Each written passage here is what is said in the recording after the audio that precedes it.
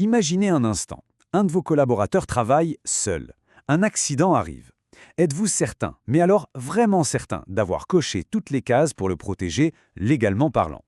C'est une question qui pèse lourd. Et aujourd'hui, on va justement se pencher sur la jurisprudence du travailleur isolé. C'est un sujet, vous allez le voir, qui est absolument crucial. Alors, c'est la grande question que beaucoup se posent. Avec nos smartphones quasiment greffés à la main, on se dit un simple téléphone, ça doit bien suffire, non? C'est une pensée assez logique en fait. Mais, est-ce que c'est vraiment aussi simple? Et surtout, qu'est-ce que la justice a à dire là-dessus? Eh bien, figurez-vous que les tribunaux, eux, ils ont déjà répondu. Plusieurs fois même. Et leur réponse, elle est, comment dire, sans appel. On va voir que les conséquences de ces décisions sont loin d'être anodines. Allez, on attaque le cœur du sujet. Et attention, ici on ne parle pas de bonnes pratiques ou de simples recommandations, non, non. On parle bien d'une obligation légale, bétonnée par des décisions de justice qui font foi. Juste un petit point pour qu'on soit tous sur la même longueur d'onde, la jurisprudence, qu'est-ce que c'est? En gros, ce sont toutes les décisions de justice qui ont été prises par le passé. Ces décisions interprètent la loi et surtout, elles créent des précédents. Ça veut dire que les jugements qu'on va voir ne sont pas juste des anecdotes. C'est ce qui définit les règles du jeu aujourd'hui. Et là, il faut bien mesurer les enjeux, parce qu'ils sont énormes. On ne parle pas d'une petite tape sur les doigts. Un oubli, une mauvaise évaluation du risque, et la responsabilité pénale de l'employeur peut être engagée. On parle même, dans les cas les plus graves, d'homicide involontaire. Pour que ce soit bien concret, on va décortiquer ensemble 5 jugements, 5 décisions de justice qui ont vraiment tout changé. Chacune a posé une pierre à l'édifice de ce que signifie protéger un travailleur isolé. Premier principe qui peut sembler simple mais qui est fondamental, le travailleur isolé doit avoir un dispositif adapté. Et c'est ce mot « adapté » qui est la clé de tout. Regardez ce cas qui date de 2007. L'histoire est tragique. Un technicien est seul sur le toit d'une cabine d'ascenseur. Il a un accident mortel. Le problème, il n'avait aucun équipement de protection. Aucun. La Cour de cassation, la plus haute juridiction, a tranché. C'est une faute inexcusable de l'employeur. Le message est on ne peut plus clair, pas d'équipement adapté, c'est la responsabilité directe de l'entreprise qui est en jeu. Ok, donc il faut un équipement adapté. Mais ce n'est pas tout. Deuxième principe, tout aussi crucial, il faut pouvoir donner l'alerte. Si une personne est en difficulté et ne peut pas prévenir, on bascule dans quelque chose de bien plus grave. Ici, on a un accident mortel sur un chantier ferroviaire. Et le constat du tribunal est sans pitié. Aucune, mais vraiment aucune mesure de communication ou d'alerte n'avait été prévue. Résultat, le dirigeant a été condamné. Et pas pour n'importe quoi, pour homicide involontaire. La leçon est simple et brutale. Pas de moyen d'alerte, pas d'excuses. Bon, ça paraît être le bon sens même, mais apparemment il a fallu que la justice le rappelle noir sur blanc. Donner un équipement, c'est bien.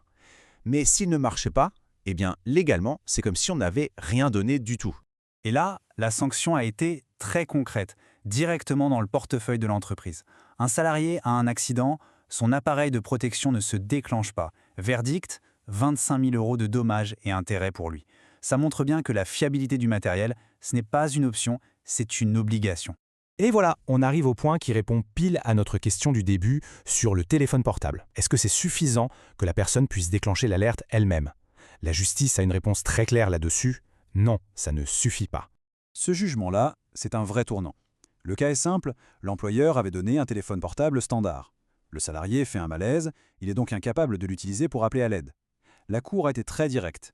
Le téléphone a été jugé totalement inutile dans cette situation, justement parce qu'il n'y avait pas de déclenchement automatique. C'est la preuve par A plus B. Le simple mobile, ça ne suffit pas. Alors, on a vu les obligations, parlons maintenant des conséquences si on ne les respecte pas. Et attention, les sanctions sont vraiment sévères. D'abord, il y a l'aspect financier. L'amende peut grimper jusqu'à 45 000 €. C'est une somme considérable qui peut vraiment peser lourd.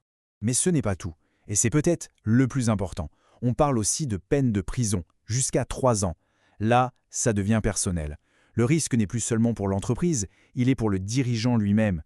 Bon, ok, le constat est un peu rude. Mais la bonne nouvelle, c'est que la justice ne fait pas que sanctionner. Elle nous donne aussi le mode d'emploi. Elle définit très clairement les critères pour une protection qui soit jugée efficace. Finalement, tout se résume à 3 exigences. C'est assez simple. D'abord, l'appareil doit être opérationnel, fiable, en état de marche, tout le temps.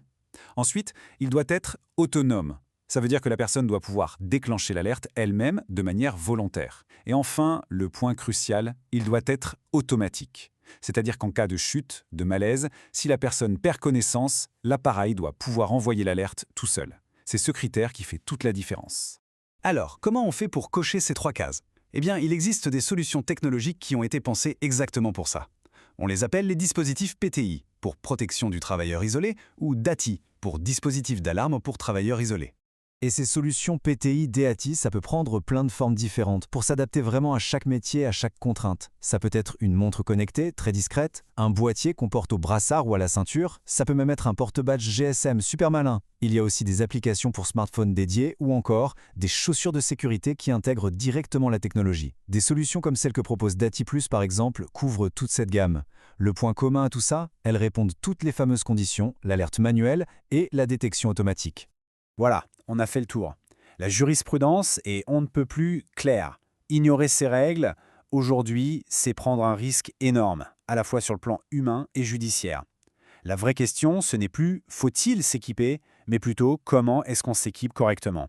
Et pour ça, le plus simple et le plus sûr, c'est de se faire conseiller par des gens dont c'est le métier. Des experts qui peuvent aider à analyser les risques spécifiques à chaque poste et à choisir la solution la plus pertinente. Vraiment, la sécurité d'un travailleur isolé, ça ne s'improvise pas.